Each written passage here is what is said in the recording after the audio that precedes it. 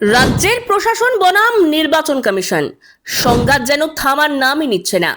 একদিকে মুখ্যমন্ত্রী মমতা বন্দ্যোপাধ্যায় সিইসি গণেশ কুমারকে অনুরোধ করেছিলেন নির্বাচন চলাকালীন প্রশাসনে অযথা পরিবর্তন না করতে, কিন্তু সেই অনুরোধের কোনো উত্তর না দিয়ে ফের বড়সড় রদবদল করল নির্বাচন কমিশন। রবিবার নির্বাচন ঘোষণা হওয়ার পর থেকেই ধারাবাহিকভাবে রাজ্যে পুলিশের বদলির ঝড় চলছে। ইতিমধ্যেই ডিজিপি পদ পরিবর্তনের পর মোট 24 জন পুলিশ আধিকারিককে বদলি করা হয়েছে। এই তালিকায় রয়েছেন আইপিএস ও ডব্লিউবিপিএস দুই স্তরের অফিসারই। এবার বদল করা হলো 5টি গুরুত্বপূর্ণ রেঞ্জের ডিআইজি পদে। রায়গঞ্জে এলেন রাঠোর অমিত কুমার ভরত, মুর্শিদাবাদে অজিত সিং যাদব, বর্ধমানে শ্রীহরি পান্ডে, জলপাইগুড়িতে অঞ্জলি সিং এবং প্রেসিডেন্সি রেঞ্জে কঙ্কর প্রসাদ বারুই। সবচেয়ে বড় প্রশ্ন, এই বদলির কারণ কি?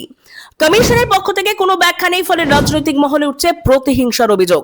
ইতিমধ্যেই রাজ্য নির্বাচন কমিশনের এই সংঘাত নিয়ে উদ্বেগ প্রকাশ করেছে সুপ্রিম কোর্টও। দুই প্রতিষ্ঠানের মধ্যে বাড়তে থাকা বিশ্বাসহীনতা কি প্রভাব ফেলবে নির্বাচনী প্রক্রিয়ায়?